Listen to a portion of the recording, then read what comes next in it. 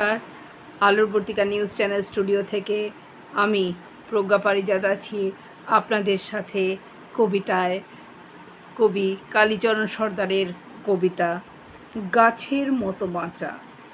কবি কালীচরণ সর্দার। অহেতুক অপমান মেনে নেওয়া যায় না কখনো, প্রতিবাদ চাই, না হলে ছিন্ন ভিন্ন হয়ে যাবে সব। এখনো বাঁচার কথা ভাবি, প্রকৃতি যেভাবে বাঁচে নৃশংসতাকে পরাস্ত করে। হঠাৎ ঝরে গাছের সবুজ পাতারা ঝরে অনেক অকালে, তবু সেই বৃক্ষ দৃঢ় সংকল্প নিয়ে অপেক্ষা করে পুনরায় সবুজ পাতার সমারোহে দীর্ঘ বাঁচার আশায়। আমি নিজেই এই কবিতাটা ইংলিশ অনুবাদ করেছি, ইংরেজিতে অনুবাদ করেছি, শোনাই আপনাদেরকে। To live like a tree by Kalicharan সর্দার।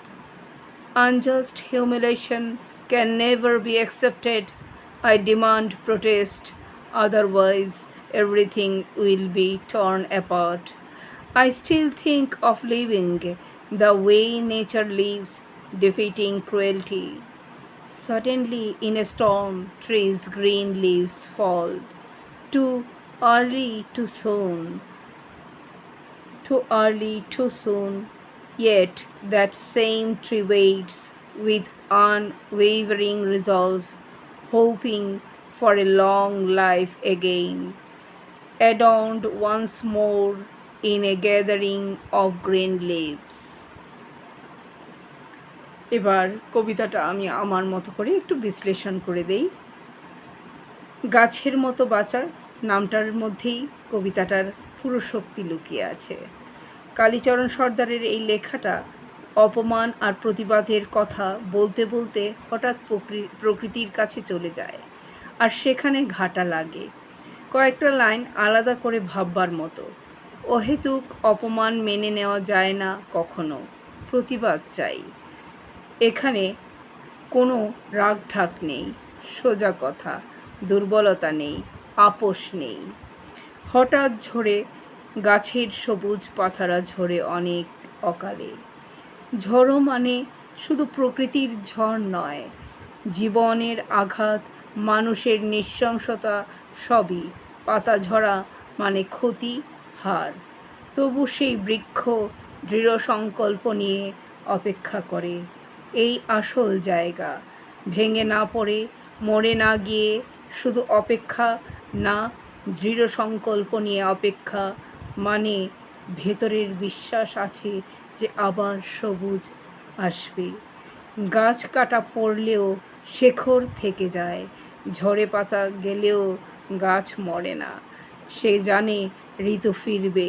কবিতাটা ঠিক সেই জেদটাই ধরেছে। বাইরে থেকে ছিন্ন ভিন্ন হয়ে গেলেও ভেতরে বাঁচার ইচ্ছাটা মরতে দেওয়া যাবে না। শেষ লাইনটা দীর্ঘ বাঁচার আশায়।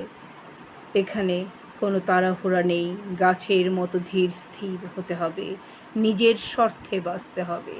আর আমরা কবিরা যারা বাঁচি, নিজের স্বার্থে বাঁচি, কোনো ধমকি চমকিতে আমাদের লেখনী বন্ধ হয়ে যায় না, আমাদের কলম চলতে থাকে।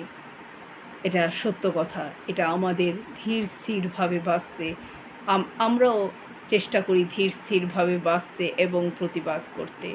তো গাছের মতো আমাদেরও বাঁচতে হবে। আর এটাও সত্য, কাউকে যদি খুন করা হয়, আত্মহত্যার প্ররোচনা দেওয়া হয় বা আত্মহত্যা করা হয়, সেখানেই থেমে যায় না, সেখান থেকে শুরু হয়।